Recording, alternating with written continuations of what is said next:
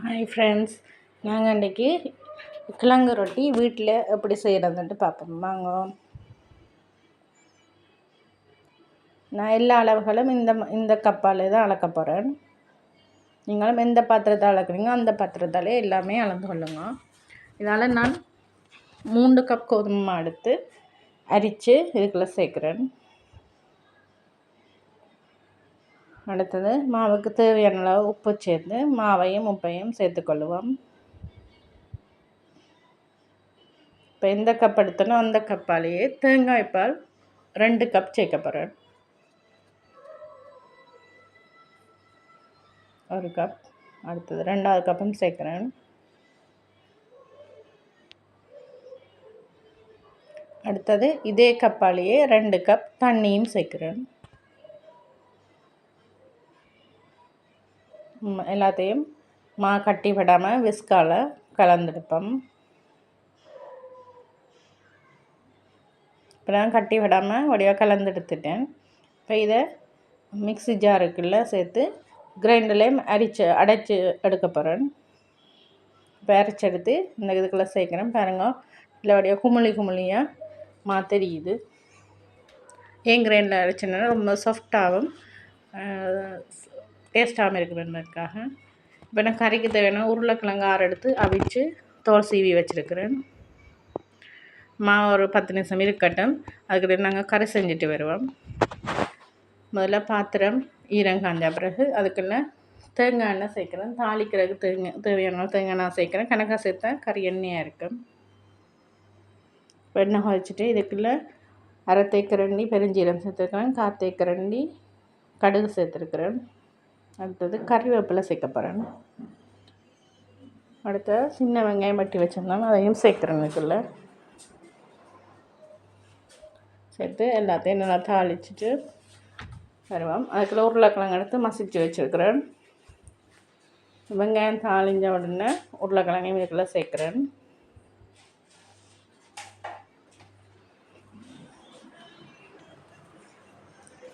சேர்த்து உங்களுக்கு காரத்துக்கு தேவையான அளவு மிளகாய்த்தூள், நான் தனி மிளகாய்த்தூள் சேர்க்குறேன்.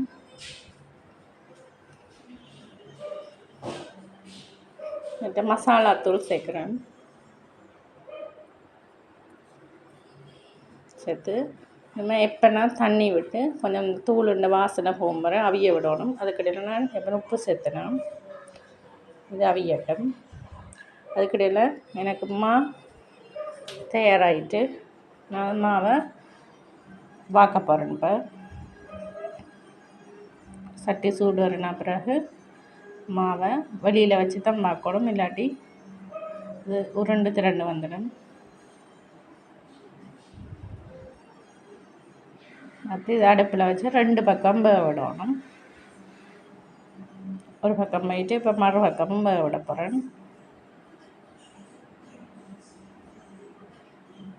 சட்டியில் ஒட்டாமல் வரிவாக வருது.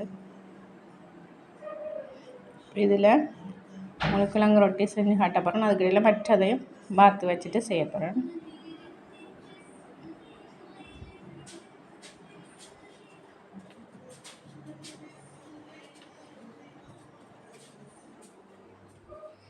இப்போ நான் நீல வாக்கில் உங்களுக்கு ரோல் மாதிரி மடித்து காட்ட போகிறேன். அதுக்காண்டி கறி அந்த ஷேப்லேயே வைக்கிறேன். முக்கோண ஷேப்பில் வைக்கணும். இப்போ மடித்து காட்டுறேன்.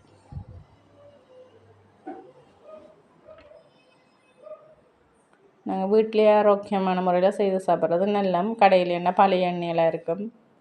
அதோட இது நாங்கள் வீட்டில் செய்து சாப்பிட்றது சிறு குழந்தைகளுக்கும் நல்லா. இப்போ எப்படி மடித்து எடுத்துட்டு அடுத்து அடுப்பில் உள்ளதையும் இறக்குவோம். தண்டை வரலே வருது. அதையும் நான் உங்களுக்கு இறக்குறேன். இதை நான் உங்களுக்கு முக்கோண வடிவில் செஞ்சு காட்டுறேன். பாருங்க, கறியை நாங்கள் முக்கோண ஷேப்பில் வச்சுட்டு மடிச்செடுத்தால் முக்கோண வடிவில் கிழங்கு ரொட்டி தயாராகிடும்.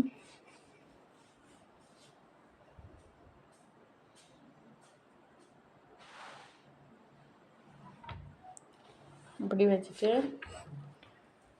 மடிச்செடுத்து காட்டுறேன் உங்களுக்கு.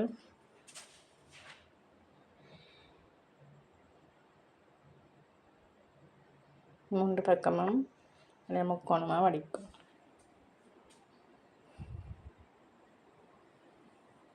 நீங்கள் வீட்டில் இருக்க இந்த முறையில் ட்ரை பண்ணி பாருங்க.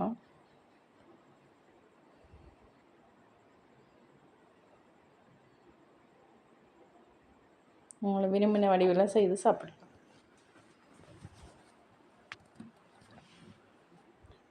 முக்கோண வடிவில் வந்துட்டு அப்போ இதை இப்போ நான் எண்ணெய் விட்டு இந்த பொரிக்கிறதில்ல, இது வந்து சூடுபடுத்துகிறதான் ரொட்டி சுடுற மாதிரி எண்ணெயை விட்டு இதில் எல்லா பக்கமும் வேக விட்டு எடுத்தோம்னா எங்களுக்கு ஆரோக்கியமான முறையில் செய்யப்பட்ட கிழங்கு ரொட்டி தயாராகிடும்.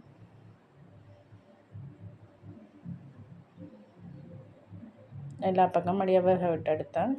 ஓகே,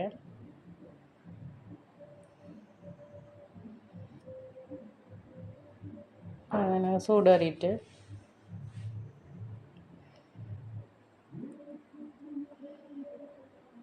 நீங்களும் ஒருக்கா ட்ரை பண்ணிவிட்டு கமெண்ட்ஸில் சொல்லுங்கள் அப்படி வந்ததுண்டு.